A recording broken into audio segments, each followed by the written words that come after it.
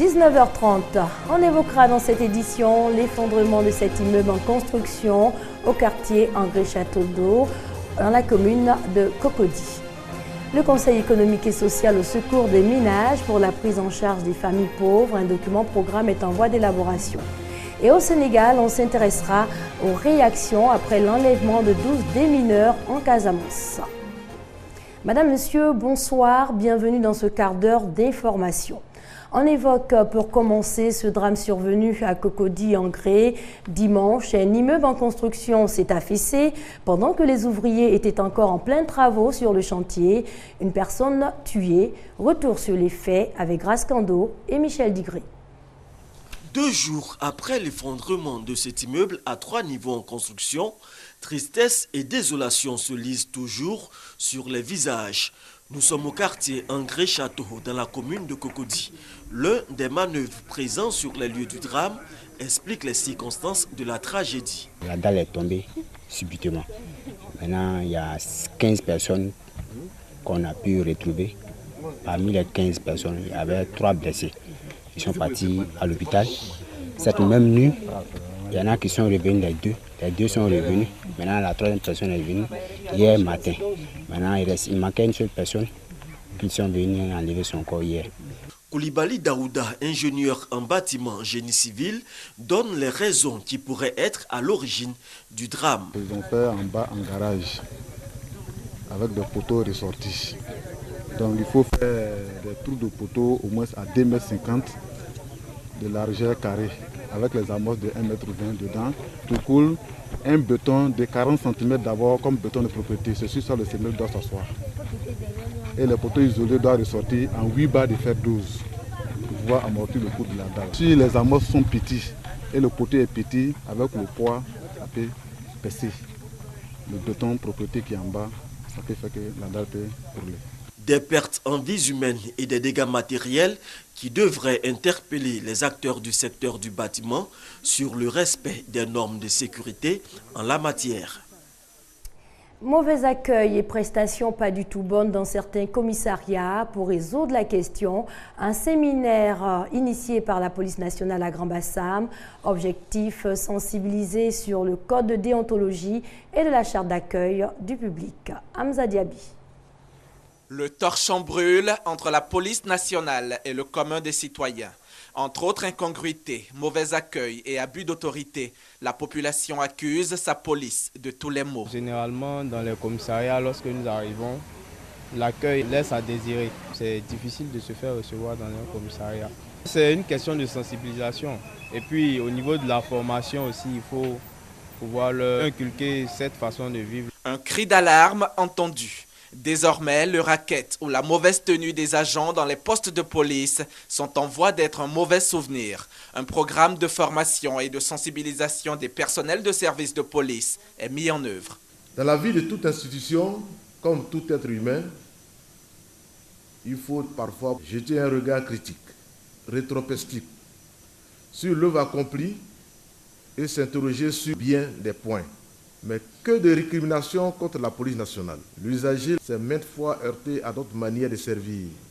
La charte d'accueil et le code de déontologie de la police nationale sont des condensés des règles, des principes fondamentaux et des recommandations s'imposant des droits aux policiers qui doivent les observer en toutes circonstances pour offrir le meilleur service aux usagers. Un code de déontologie et une charte d'accueil qui ont pour objet de redorer l'image de la police nationale et faire du policier l'ami du citoyen. On aborde à présent la situation des familles en Côte d'Ivoire. Elles sont de plus en plus nombreuses à vivre dans la précarité. Comment aider ces ménages à jouir de leurs droits fondamentaux? La réponse pourrait venir du Conseil économique et social. On écoute Michel Digré. Quartier Bromacoté dans la commune d'Atekoubé. Pour ces ménages à faible pouvoir d'achat, se nourrir est une épreuve quotidienne à surmonter. Mais dans cette famille, l'on se paie le luxe de s'offrir un poulet et pour cause. C'est ma petite soeur qui vient de se marier là. Son mari dit on n'a qu'à faire un petit truc pour ses amis. Bon, ils vont venir manger un peu, c'est ça. tu n'as rien, tu cherches à manger du rien 1 kilo. Tu vas payer au poulet, demain tu vas manger quoi? Pour permettre à ces ménages pauvres d'Abidjan, mais aussi de toute la Côte d'Ivoire, d'être des acteurs du développement, l'heure est au débat au Conseil économique et social. Mais comment rendre accessible à ces populations, souvent analphabètes, les fruits des réflexions? L'équation semble bien difficile. Vous avez dit développement de proximité. Ça veut dire quoi pour le bonhomme qui est à nos côtés? Est-ce que ça suffit pour qu'il soit motivé pour vous suivre? La tâche est très difficile. Pour y parvenir, toutes les compétences sont mises à contribution, avec en première ligne les acteurs issus des couches défavorisées. Comme nous sommes dans les quartiers bas, on sait ce que c'est que la femme. J'ai toujours dit aux femmes d'économiser. Et toi qui manges 200 francs comme déjeuner, il faut garder les 100 francs et tu manges. Et 1 semaine, 2 semaines, elles viennent avec ça. Et c'est avec ça que j'ai dit, on va vendre de l'orange, de l'arachide, une boîte qui coûte 500 francs. Elles achètent et puis elles vendent, elles s'en sortent. On n'a pas besoin de millions pour le faire. À l'issue de ces travaux entamés depuis 1 an, les bonnes pratiques pouvant aider les ménages en Côte d'Ivoire à mieux se prendre en charge seront consignées dans un document et soumises au gouvernement. On s'intéresse au diabète, près de 8% des malades en meurent. Une autre campagne de sensibilisation pour freiner la maladie. L'association Obésité et Diabète de Côte d'Ivoire est à sa 3e édition, avec cette fois l'ouverture d'un centre de prise en charge à Anyama, Hamza Diaby. Un centre de prise en charge ambulatoire du diabète pour Anyama. Une bouffée d'oxygène pour la population de ce département qui ne fera plus le voyage jusqu'à Abidjan pour des soins. C'est la décentralisation de la prise en charge du diabète. Aujourd'hui, il y a un peu de matériel qui va être mis à disposition de cet hôpital, mais on va renforcer encore les choses pour que cette prise en charge-là soit vraiment effective. Ces campagnes sont entièrement gratuites. Il faut que ces populations aillent dans ces 10 grandes régions-là pour aller se faire dépister et se faire prendre en charge. Selon Dr Abodo, toutes les couches socio-professionnelles sont concernées par l'opération, car une population informée et dépistée est plus à même de se maintenir en bonne santé. Je sais qu'il faut éviter trop le sucre et puis les aliments qui ont beaucoup de graisse. Selon l'OMS, l'Organisation mondiale de la santé, plus de 500 millions de personnes dans le monde seront concernées par le diabète d'ici 2030. Ce sont les pays en développement qui sont les plus durement touchés. En Côte d'Ivoire, la prévalence de la maladie culmine autour de 6%. Ainsi, la ODCI, à travers son projet Amélioration des soins aux diabétiques, a pu mettre en place et équiper 10 microcliniques dans 10 régions de la Côte d'Ivoire.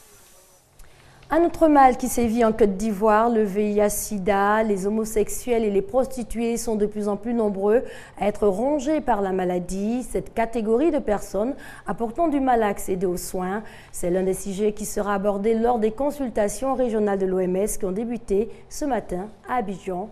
Laetitia Mangli. Le VIH-Sida reste l'un des principaux problèmes de santé publique dans le monde. 34 millions de personnes sont infectées, dont les 2 tiers vivant en Afrique subsaharienne, selon des données récentes de l'Organisation mondiale de la santé. Au nombre des victimes, il faut compter avec les professionnels du sexe, les prisonniers et les utilisateurs de drogues injectables. La prévalence du VIH chez ces populations est 19 fois supérieure au taux national, qui lui est fixé à 3,7%.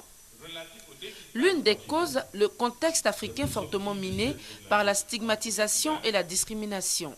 Conséquence, ces populations dites populations à risque élevé ont difficilement accès aux centres de santé classiques. Les médecins de la zone africaine de l'OMS se réunissent donc pour réfléchir à la mise en place de structures adaptées à leur situation.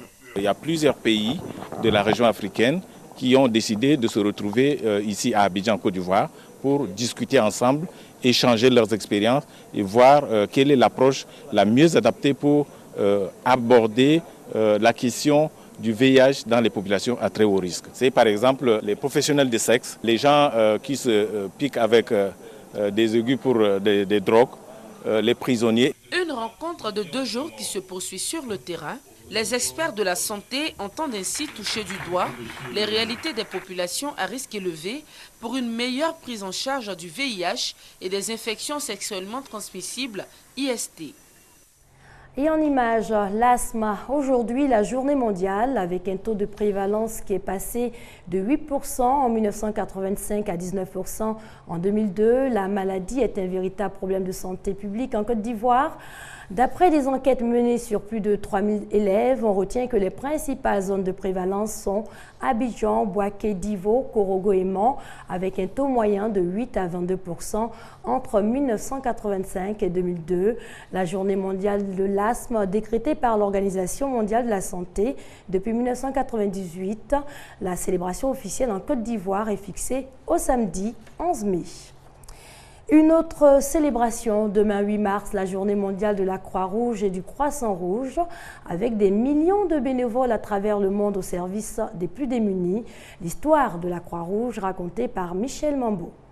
Voler au secours des plus démunis ou des victimes de guerre et de catastrophes de toute nature. C'est le quotidien des volontaires de la Croix-Rouge à travers le monde, et ce depuis 150 ans.